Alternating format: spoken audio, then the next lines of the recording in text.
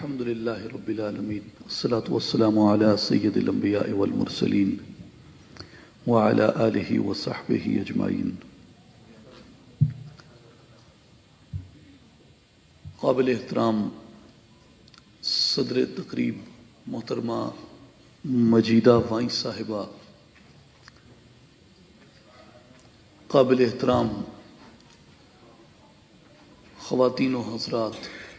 Stage پہ تشریف فرما زعماء، السلام علیکم ورحمۃ اللہ وبرکاتہ۔ میں سب سے پہلے نظریہ پاکستان ٹرسٹ کو، جناب شاہد رشید صاحب کو اور تمام عہدیداران کو دلی مبارکباد پیش کرتا ہوں کہ وہ اس قافلہ سخت جاں کو لے کے چل رہے ہیں اور اس کے مثبت اثرات ہماری نوجوان نسل میں بڑی شائستگی سے اور بڑی آہستگی سے پھیل رہے ہیں، جس کی ایک پوری تحریک کی شکل آپ کو نظر آتی ہے۔ میں دلی طور پہ مبارکباد پیش کرتا ہوں اس پہ، اور ان کا مشکور ہوں کہ یہ ہمیشہ ہمیں یہ موقع دیتے ہیں کہ ہم اپنی قوم کے دانشوروں سے، اہل علم و فکر سے استفادہ کرتے ہیں، اور میرے لیے ذاتی طور پہ ہمیشہ یہ خوشگوار تجربہ رہا ہے اور اعزاز کا اور افتخار کا باعث رہا ہے کہ میں یہاں پہ حاضر ہوتا ہوں اور پاکستان کے ان کارکنان سے میں سیکھتا ہوں۔ اور مجھے اس بات کی ندامت بھی ہے کہ اس گزشتہ 10 سال کے عرصے میں جو کچھ مجھے کرنا چاہیے اس ادارے کے لیے، میں وہ کنٹریبیوٹ نہیں کر پایا، اور یہ اظہار ندامت مجھے ستاتا بھی ہے اور مجھے اس بات پہ اکساتا بھی ہے کہ میں جس قابل ہوں، میں انشاءاللہ ہر طرح سے اس ادارے کے لیے حاضر بھی ہوں، اور انشاءاللہ اللہ تعالیٰ نے موقع دیا اور جو یقیناً اس نے عطا کیا ہے، ہم بھرپور اپنی کوشش کریں گے کہ اس ادارے کو اور اس کے مشن کو جناب شاہد رشید صاحب کے،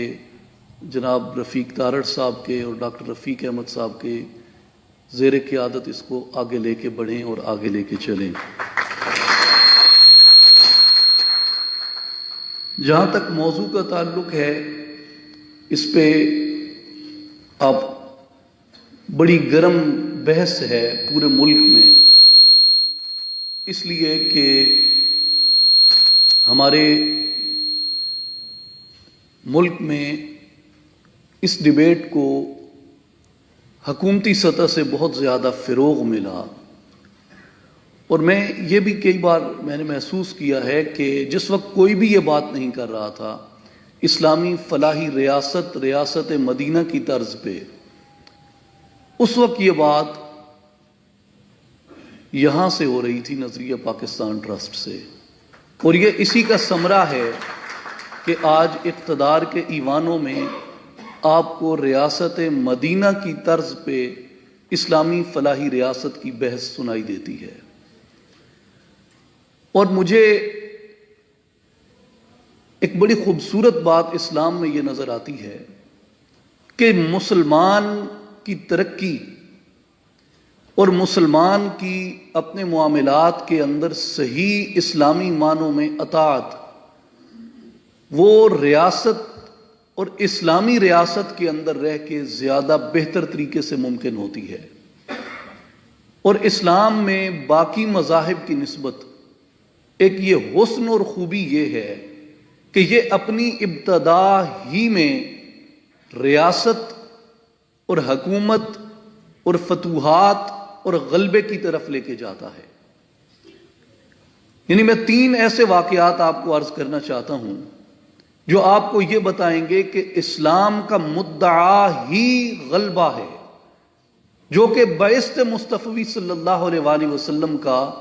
مقصد اللہ تعالیٰ نے بیان کیا کہ هو الذی ارسل رسولہ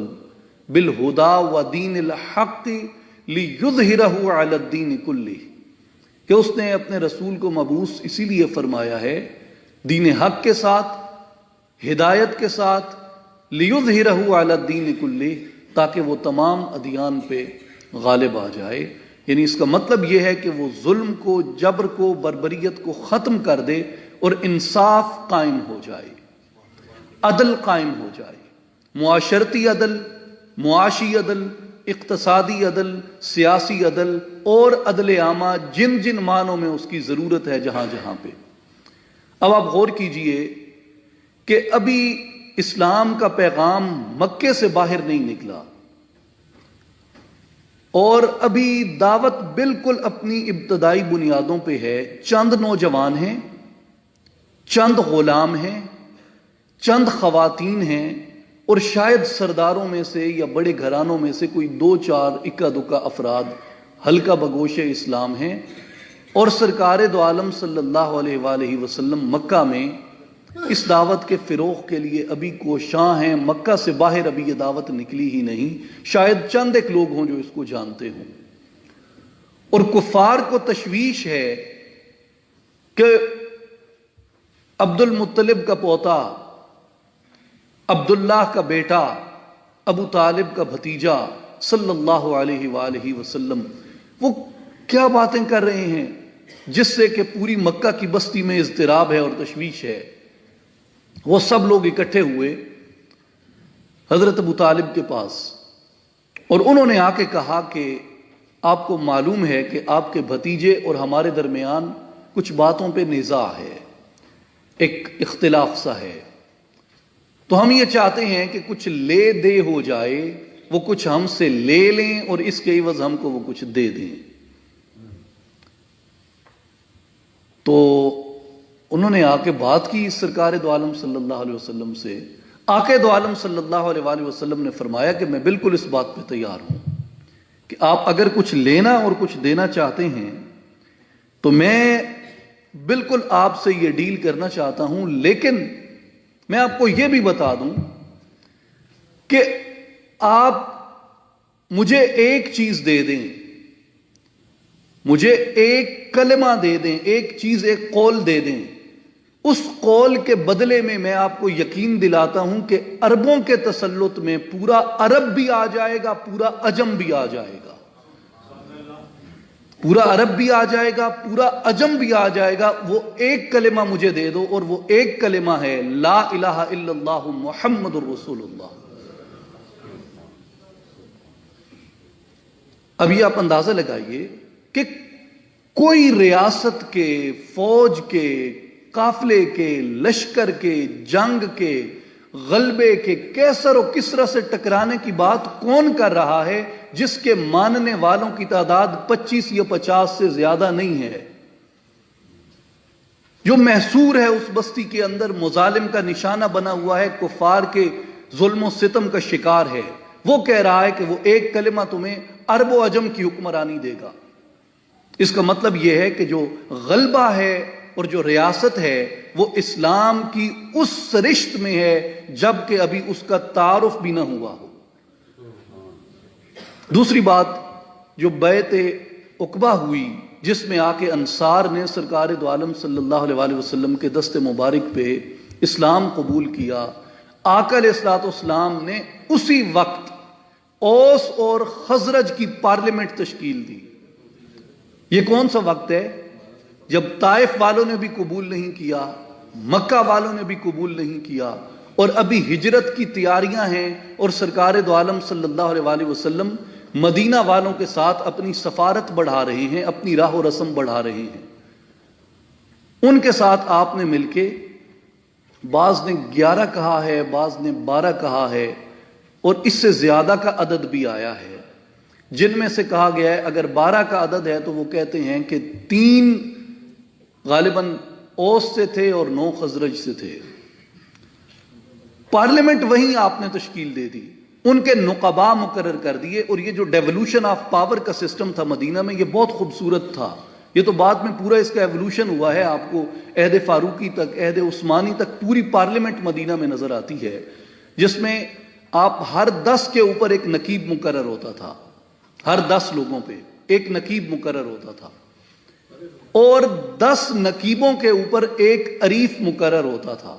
اور مدینہ منورہ میں 100 عریف تھے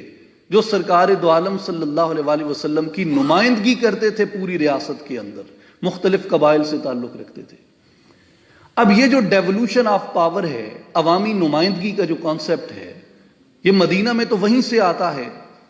اور یہ کس وقت سرکار دو عالم صلی اللہ علیہ وسلم نے اوس و خزرج مدینہ کے جو 2 قبائل تھے ان میں آپ نے تشکیل دیا، اس وقت کے جس وقت مکہ میں سرکار خود مظلوم ہے، اسلام مظلوم ہے، اور اسلام کے مٹ جانے کا خدشہ موجود تھا بظاہر جو سیاسی عوامل تھے ان میں، اس وقت آپ نے یہ چیز تشکیل دی۔ اور تیسری چیز، جس وقت آقا دو عالم صلی اللہ علیہ وسلم نے ہجرت کی مدینہ سے مکہ سے مدینہ کی طرف، تو راستے میں بڑا مشہور واقعہ ہے کہ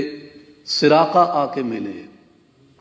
گرفتار کرنے آئے تھے، مخبری کرنے آئے تھے کفار کے لیے۔ آقا دو عالم صلی اللہ علیہ وآلہ وسلم نے ان کی جب گھوڑی گر گئی، پھر وہ حاضر خدمت ہو گئے،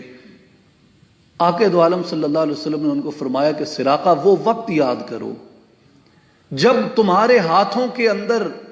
شہنشاہ ایران کسرا کے کنگن ہوں گے۔ اب وہ سوچتے ہوں گے کہ ایک آدمی خود مکے والوں سے جان بچا کے جا رہا ہے اور مجھے کہہ رہا ہے کہ سراقہ تمہارے ہاتھوں میں شہنشاہ ایران کے کنگن ہوں گے، یہ کیسی بات ہے؟ سرکار کا وصال ہو گیا، ایران پہ کوئی حملہ نہیں ہوا، حضور وصال فرما گئے۔ پھر عہد صدیقی میں یہ جو مہم تھی شروع ہوئی، عہد فاروقی میں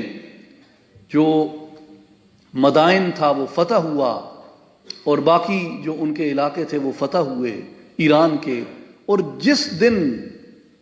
نہامند سے مال غنیمت پہنچا حضرت عمر ابن الخطاب رضی اللہ تعالیٰ عنہ کی خدمت میں، حضرت عمر رضی اللہ عنہ نے جب وہ گٹھڑی کھولی تو اوپر کنگن پڑے تھے جو شہنشاہ کسرا کے تھے۔ آپ نے وہ کنگن اٹھا کے فرمایا کہ سراقہ کو بلاؤ، میرے نبی کی بشارت حق ثابت ہوئی ہے۔ تو یہ کس وقت یہ تینوں چیزیں، کفار کو آپ نے کب کہا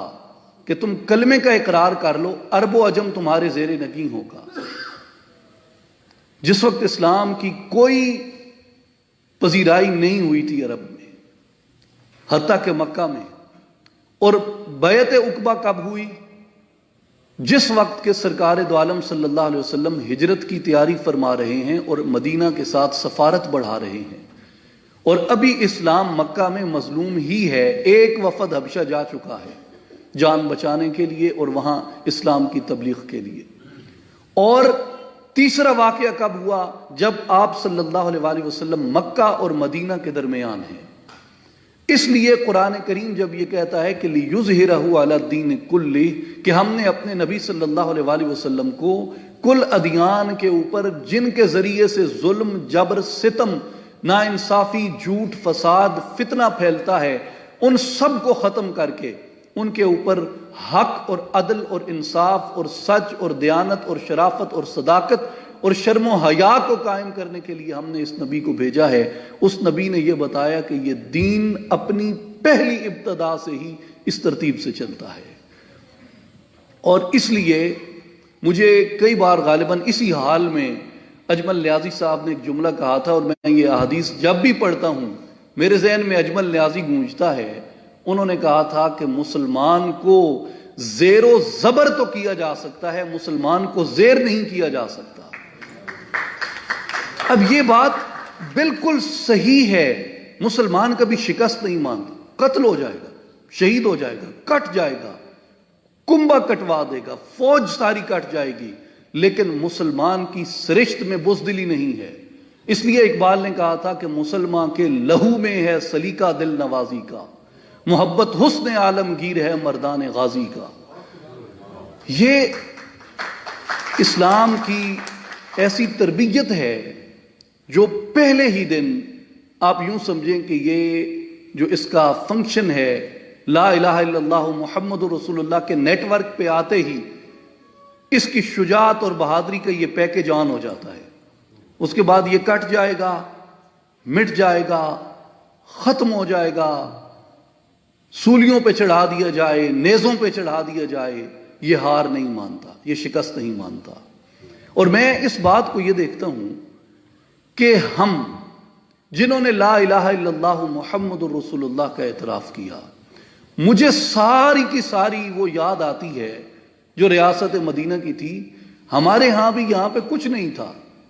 ایک اقرار ہم نے کیا کہ یا اللہ ایک خطہ زمین دے دے لا الہ الا اللہ محمد الرسول اللہ کے نام پہ، ہم وہاں تیرے دین کا نظام نافذ کریں گے۔ ہم نے اس پہ کاوش کی، کچھ بھی نہیں تھا۔ ویسٹ منسٹر میں جتنی قانون سازی ہو رہی تھی وہ ساری کی ساری یونائٹڈ انڈیا کو سپورٹ کرتی تھی، کچھ بھی پاکستان کے حق میں نہیں تھا سوائے ایک شخص کے قانونی استدلال کے۔ ہمارے پلے کچھ نہیں تھا، اور وہ شخص محمد علی جناح تھے، جن کا استدلال تھا، اور وہ یہ کہتے تھے کہ پاکستان یہاں موجود ہے، اور ان کو بھی یقین تھا اس بات پہ کہ ہم نے جس کلمے پہ وعدہ کیا ہے اللہ تعالیٰ کی بارگاہ میں، یہ وعدہ کبھی غلط ثابت نہیں ہوگا، یہ کبھی خالی نہیں جا سکتا۔ اور اس کے بعد آج تک ہم جو کچھ سہتے آئے ہیں یہ بڑی عظیم بات ہے۔ اس کے باوجود کہ مجھ میں خرابیاں ہیں، اس کے باوجود کہ ہمارے اندر بے شمار کمزوریاں ہیں، کوتاہیاں ہیں، تقصیریں ہیں، ہم نے بہت غلط کیا ہے، اس مملکت کی ہم نے ناشکری کی ہے، اس مملکت کی ہم نے ناقدری کی ہے، اس مملکت کو ہم نے لوٹا ہے۔ میرے جتنے بھی دوست تھے سب نے حسب توفیق بے وفائی کی، جس کو جہاں موقع ملا اس نے پاکستان کو کاٹا، لیکن اس سب کے باوجود بھی پاکستانی قوم نے شکست نہیں مانی، اور آپ سب کا سال کے بعد اپنی تمام مصروفیات ترک کر کے لا الہ الا اللہ محمد الرسول اللہ کی تشکیل پہ بننے والی ریاست کی تکمیل کے لیے آپ اگر یہاں جمع ہوتے ہیں تو اس کا مطلب یہ ہے کہ قافلے نے شکست نہیں مانی۔ امید موجود ہے، آرزو موجود ہے، تڑپ موجود ہے، اور تمنا موجود ہے۔ ایک آخری بات جو میں ریاست مدینہ کے حوالے سے کہنا چاہتا ہوں وہ یہ ہے کہ ریاست کی سرکار دو عالم صلی اللہ علیہ وآلہ وسلم نے 3 چیزیں بتائیں۔ ایک، آپ نے یہ بتایا کہ جو اقتدار ہے وہ حقدار کے ہاتھ میں ہونا چاہیے۔ سیدنا ابو ذر غفاری رضی اللہ تعالیٰ عنہ جلیل القدر صحابی ہیں، صحیح مسلم کی حدیث ہے، انہوں نے عرض کی یا رسول اللہ صلی اللہ علیہ وسلم آپ نے مجھے کسی جگہ پہ عامل مقرر نہیں کیا۔ اب ابو ذر غفاری فقراء صحابہ میں ہیں، جو روحانیت کا، فقر کا استعارہ ہیں، جو صحابہ ان میں سے ہیں ابو ذر غفاری، جن کی عدالت میں، جن کی صداقت میں، جن کی شرافت میں، جن کی دیانت میں کوئی شک نہیں ہے، اور ترک دنیا میں کمال ہے۔ وہ صوفیاء نے ترک دنیا کا تصور جس صحابی سے اخذ کیا اسے ابو ذر غفاری رضی اللہ عنہ کہتے ہیں۔ انہوں نے کہا یا رسول اللہ مجھے تو ترک دنیا آپ نے میرے دل میں ڈال دیا، مجھے دنیا کی کوئی تمنا نہیں ہے سوائے اس کے کہ میں آپ کے دین کی خدمت کروں، آپ نے مجھے کہیں عامل نہیں بنایا۔ آقا دو عالم صلی اللہ علیہ وآلہ وسلم نے فرمایا کہ ابو ذر اقتدار امانت ہے، اور امانت پہ باز پرس ہوگی، اس لیے جو کمزور ہے اگر وہ اقتدار پہ آ جاتا ہے تو اس کے لیے اس کی آخرت زیادہ مشکل ہو جائے گی، اس لیے کہ اس کے پاس حق و انصاف ہوتا ہے۔ اور یہ مجھے یہاں پہ نظر آتا ہے کہ حق و انصاف بغیر قوت نافذہ کے اور بغیر طاقت کے نافذ نہیں کیا جا سکتا۔ آپ اگر عالم ہیں، آپ اگر زاہد ہیں، متقی ہیں، پرہیزگار ہیں، پارسا ہیں، جو کچھ بھی ہیں، یہ سارے آپ کے مناصب آپ کی معاشرت میں آپ کو مقام دیتے ہیں، آپ کی بزرگی میں آپ کو مقام دیتے ہیں، اللہ کے قریب کرتے ہیں، آپ کو، آپ کے جنت میں درجات کو بلند کرتے ہیں، آخرت میں آپ کے مقامات کو بلند کرتے ہیں، برزخی منازل میں آپ کے لیے آسانی پیدا کرتے ہیں۔ لیکن زاہد، متقی، پارسا اور عالم دین ہونے کا مطلب یہ نہیں ہے کہ اقتدار آپ کے حوالے کر دیا جائے۔ اس پہ ایک بار رحمۃ اللہ علیہ یہ کہتے ہیں کہ وہ ایسی ریاست نہیں ہے جس کے اندر آپ کوئی، جس طریقے سے کہ وہ پپائیت کی انہوں نے مثال دی خطبہ الہ آباد میں، وہ کہتے ہیں کہ یہ پاپائی ریاست نہیں ہے، اسلام کے اندر پاپائیت کا وہ تصور نہیں آ سکتا جو آپ کو میڈیویل ٹائمز یورپ کے اندر نظر آتا ہے۔ وہ یہ کہتے ہیں کہ اسلام ہمیشہ میرٹس کو دیکھتا ہے، اسلام ہمیشہ آپ کی اہلیت کو دیکھتا ہے۔ آج جو زمانی حالات ہیں، آج کی پالیٹکس جہاں پہ پہنچ چکی ہے، آج کی معیشت جہاں پہ پہنچ چکی ہے، آج کے دفاع کے تقاضے مختلف ہیں۔ جو آج سے 10 سال پہلے دفاع کے تقاضے تھے وہ کچھ اور تھے، جو آج سے 20 سال پہلے دفاع کے تقاضے تھے وہ کچھ اور تھے۔ آپ دیکھیں کیسے جو وار ہے اس کا ایوولوشن ہوا ہے۔ ایک کلاسیکل وارفیئر تھا، پھر فرسٹ جنریشن وارفیئر آیا، پھر سیکنڈ جنریشن وارفیئر آیا، پھر تھرڈ جنریشن وارفیئر آیا، پھر فورتھ جنریشن وارفیئر آیا جو دہشت گردی کی جنگ ہم نے بھگتی ہے، جس کو تیونس نے، شام نے، عراق نے، لیبیا نے بھگتا ہے۔ قبائل کو اٹھایا گیا اپنی ریاستوں کے خلاف، اور اب ففتھ جنریشن وارفیئر ہے۔ آج کے حکمران کے لیے،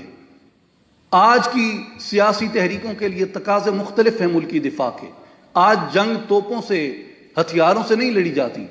انڈیا کہتا ہے میں جنگ کروں گا، میں کہتا ہوں انڈیا جنگ کر رہا ہے پاکستان کے اندر، ہمیں اس جنگ کا ادراک نہیں ہے، اور وہ جنگ کسی توپ، ٹینک یا کسی فائٹر جہاز سے نہیں لڑی جا رہی، وہ جنگ سمارٹ فون سے لڑی جا رہی ہے۔ وہ جنگ پاکستانی قوم میں نظریاتی انتشار پھیلا کے لڑی جا رہی ہے، وہ جنگ پاکستانی قوم میں بد دلی پھیلا کے لڑی جا رہی ہے، ہمارے اکابرین، ہمارے مشاہیر کے خلاف پراپیگنڈا کر کے لڑی جا رہی ہے، پاکستان کے نظریے پہ حملہ کر کے لڑی جا رہی ہے، اور وہ جنگ الہاد کے نام پہ لڑی جا رہی ہے، ہماری نوجوان نسل کو ملحد بنانے کے لیے لڑی جا رہی ہے، لیکن ہمیں اس کا ادراک اور احساس نہیں ہے۔ سرکار دو عالم صلی اللہ علیہ وآلہ وسلم نے خود اپنے صحابہ کو بھیجا تھا کہ وہ جا کے منجنیق سیکھیں کہ منجنیق ٹیکنالوجی کیا ہے، کیونکہ اس وقت عربوں میں اس کا رواج نہیں تھا، کیونکہ منجنیق استعمال ہوتی تھی یونیفائیڈ ملٹری کے اندر، اور عربوں کی کبھی تاریخ میں یونیفائیڈ ملٹری نہیں رہی تھی۔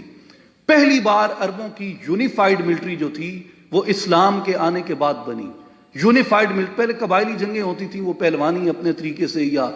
شمشیروں تلواروں کے ساتھ لڑتے تھے، لیکن اس طرح کے قلعے فتح کرنے جیسے روم یا رومن امپائر لڑتی تھی یا پرشین امپائر لڑتی تھی، وہ پہلی بار اسلام جب آیا تو اس وقت کی جو ہیوی وارفیئر ٹیکنالوجی تھی وہ سرکار نے منگوائی، بھیجا اپنے صحابہ کو کہ جا کے سیکھ کے آؤ، چلانے کا طریقہ سیکھ کے آؤ کہ کیسے چلاتے ہیں، بنانے کا طریقہ سیکھ کے آؤ کہ کیسے بناتے ہیں۔ اور مجھے یہیں سے اس بات کا استعارہ ملتا ہے کہ جو حکمران وقت ہوتا ہے اس کے لیے صرف اپنی فقہ میں اور اپنے عقائد میں کامل ہونا ہی کافی نہیں، اس کے لیے اپنے وقت کی معیشت کا ادراک ہونا، اپنے وقت کے جو اس کے معاشی مسائل ہیں ان کا ادراک ہونا۔ آپ اقبال کو دیکھیں، جس وقت میں اقبال نے اسلامی نظریہ معیشت کا دفاع کیا ہے اس وقت دو بعد المشرقین آمنے سامنے تھے، ایڈم سمتھ کی سرمایہ داری اور کارل مارکس کی اشتراکیت۔ ان کے درمیان ایک آدمی تھا جو کہتا تھا کہ ایڈم سمتھ کو بھی رد کرو، اور جو یہ کہتا تھا کہ کارل مارکس کے پلے بھی کچھ نہیں ہے وہی وہ جسے کہتے ہیں کہ طریقے کوہ کن میں بھی وہی ہیلے ہیں پرویزی۔ انہوں نے کہا کوئی فرق نہیں ہے کارل مارکس اور ایڈم سمتھ کے اندر، اس لیے کہ یہ دونوں زر پرستی کی دعوت دیتے ہیں۔ یہ جہاں اقبال نے پیام مشرق میں مکالمہ کیا ہے ولیم کیسر کا اور لینن کا، اس میں لینن جب آ کے کہتا ہے کہ ہم نے بادشاہتوں کو پچھاڑ دیا ہے، یہ جو دیہاتی خدا بنا ہوا ہے وڈیرا جو ہے اس کو ہم نے پچھاڑ دیا ہے، اور اب زمام اقتدار مزدور کے ہاتھ میں ہے، ولیم کیسر اس کو جواب دیتا ہے اور وہ یہ کہتا ہے کہ نہ ماند حسن شیریں بے خریدار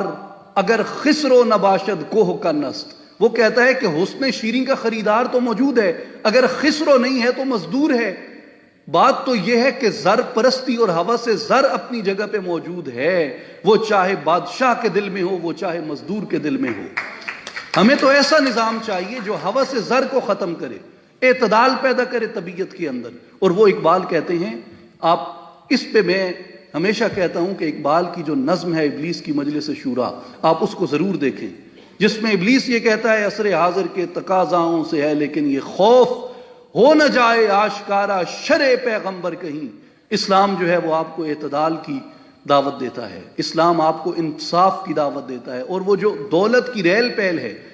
اس کو ایک سسٹمیٹک وے میں لے کے آتا ہے جس سے پوری سوسائٹی کے اندر عدل اور انصاف کی بنیاد پہ وہ چیز قائم ہوتی ہے۔ حکمران کے لیے یہ لازم ہے کہ وہ اپنے وقت کے ان فتنوں کو جانتا ہو، وہ چاہے معیشت میں ہوں، وہ چاہے اقتصاد میں ہوں، وہ چاہے سیاست کے اندر ہوں، وہ ہتھیاروں کی دوڑ کے اندر ہوں، وہ چینج ہوتے ہوئے اسٹریٹجک انوائرمنٹ کے اوپر ہوں۔ یہ حکمران کے لیے لازم ہے۔ اس لیے اقبال رحمۃ اللہ علیہ نے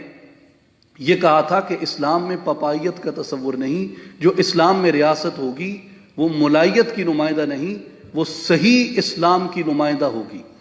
اور آخری جو میں عرض کرنا چاہتا ہوں وہ یہ ہے کہ قائد اعظم رحمۃ اللہ علیہ کی بھی اس پہ کئی بار سپیچز ہیں ان کی، جس میں انہوں نے کہا ہے کہ let it be clear that Pakistan is not going to be an ecclesiastical state, کہ یہ اس طرح کی پاپائی ریاست نہیں ہوگی، یہ اسلامک پرنسپلز کے اوپر قائم ہوگی۔ اور اسلامک پرنسپلز کیا ہیں؟ اسلامک پرنسپلز ہیں عدل و انصاف، سماج کے اندر، معاشرے کے اندر عدل و انصاف ہونا چاہیے۔ اسلامک پرنسپل یہ ہے، حضور علیہ الصلوۃ والسلام نے فرمایا، کئی کتب حدیث میں ہے، حضور نے فرمایا جس کا کوئی والی نہیں اس کا میں والی ہوں۔ یہ بطور سربراہ مملکت کی آپ نے کہا، ریاست یقین دلائے اپنے شہریوں کو کہ جس کا کوئی نہیں ہے اس کی ریاست ہے۔ غریب پروری یہ اسلامی ریاست کا بنیادی اصول ہے۔ ٹھیک ہے پاکستان میں مایوسیاں ہیں ہماری اپنی غلطیوں کی بدولت، لیکن میں سمجھتا ہوں کہ if will is there, solution is there, way is there۔ اگر will ہے، خواہش ہے، تو پھر یقین پیدا کریں، اللہ تعالیٰ منزلوں کو آسان کرنے والا ہے۔ اور اسلام کو فتنے کبھی نہیں ڈرا سکتے۔ ہر فتنہ آپ ابتدا سے دیکھ لیں، وہ کفار مکہ سے ہو، وہ یہود مدینہ سے ہو، وہ کیسر و کسرا سے ہو، یا اس کے بعد علمیت کے میدان میں وہ خوارج ہوں، معتزلہ ہوں، یا دیگر اس طرح کے گمراہ فرقے ہوں، کوئی بھی فتنہ اٹھا، ایٹ دی اینڈ آپ کو نظر آئے گا اس سے اسلام مضبوط ہوا۔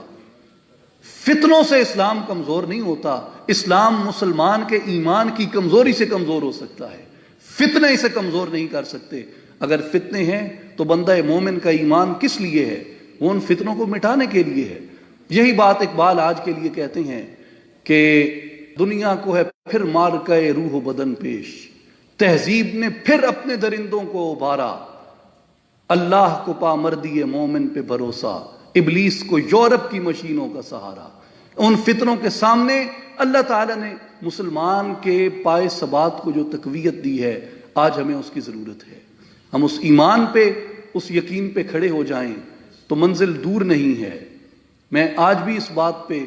اتنا ہی یقین رکھتا ہوں جتنا میرے بزرگ پاکستان بنتے وقت یقین رکھتے تھے کہ پاکستان امت مسلمہ کا رہبر و رہنما بنے گا۔ مجھے آج 72-73 سال گزرنے کے باوجود بھی اس بات پہ اتنا ہی یقین ہے کہ پاکستان امت مسلمہ کا رہبر ہے اور پاکستان امت مسلمہ کا لیڈر ہے۔ یہ تاریخ نے ثابت کیا ہے اور ہر آنے والا لمحہ اس تاریخی حقیقت کا اثبات کرتا جائے گا۔ لیکن ہمیں ضرورت ہے ایمان کی، یقین کی۔ اور میں ایک بار پھر آپ سب کا شکریہ ادا کرتا ہوں اور آپ کو بھی خراج تحسین پیش کرتا ہوں کہ آپ وقت نکالتے ہیں اور یہاں پہ تشریف لاتے ہیں اور اس عظیم ادارے کے آپ ممد ہیں، معاون ہیں اور آپ اس کے انصار میں شامل ہیں۔ اللہ تعالیٰ آپ کی کاوشوں کو، آپ کے حسن نیت کو قبول کرے، اور ہمارے جن بزرگوں نے ان اداروں کی بنیاد رکھی، اللہ تعالیٰ انہیں کروٹ کروٹ راحتیں بخشے، اس لیے کہ وہ ہمیں ایک سمت دے کے گئے ہیں، ایک ڈائریکشن دے کے گئے ہیں، ایک منزل دے کے گئے ہیں۔ پاکستان زندہ باد، نظریہ پاکستان آئندہ باد۔